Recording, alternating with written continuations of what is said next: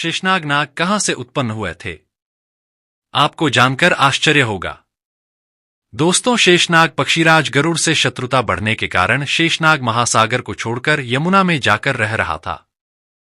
शेषनाग वासुकी, तक्षक आदि नागों का भाई था। दोस्तों, अगर वीडियो अच्छी लगे तो लाइक, शेयर और सब्सक्राइब जरूर करें। शेषनाग या अधिशेष ऋषि कश्यप और कद्रु के पुत्र हैं। वह नागराज भी है। परंतु जब उनकी माता ने विंता की, जो अरुण जी और गरुड़ जी की माता है, उनके साथ छल किया, तब आदिशेष अपनी माता को छोड़कर भगवान विष्णु की सेवा में लग गए। वह विष्णु भगवान के परम भक्त हैं और उनको शया के रूप में आराम देते हैं। वह भगवान विष्णु के साथ क्षीर सागर में ही रहते हैं। मान्यताओं के अनुसार उनके 1000 फन हैं, इसलिए ही उन्हें अनंतनाग भी कहा जाता है। वह सारे ग्रहों को अपनी कुंडली पर धरे हुए हैं।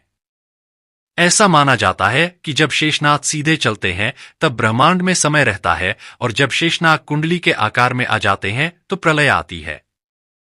वह भगवान विष्णु के भक्त होने के साथ साथ उनके अवतारों में भी उनका सहयोग करते हैं।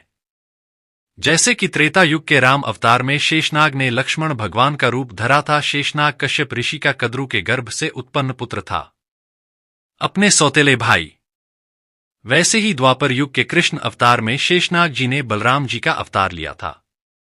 जब वसुदेव जी भगवान कृष्ण भगवान को टोकरी में डालकर नंद जी के यहां ले जा रहे थे, तब शेषनाग जी उनकी छतरी की तरह उनको बारिश से बचा रहे थे।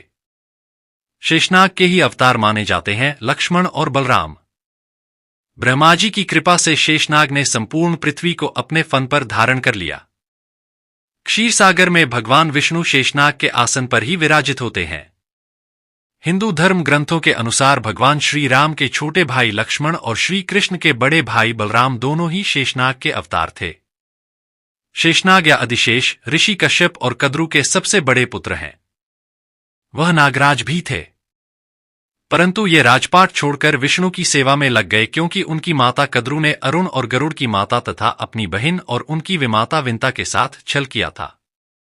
वह विष्णु भगवान के परम भक्त हैं और उनको शया के रूप में आराम देते हैं।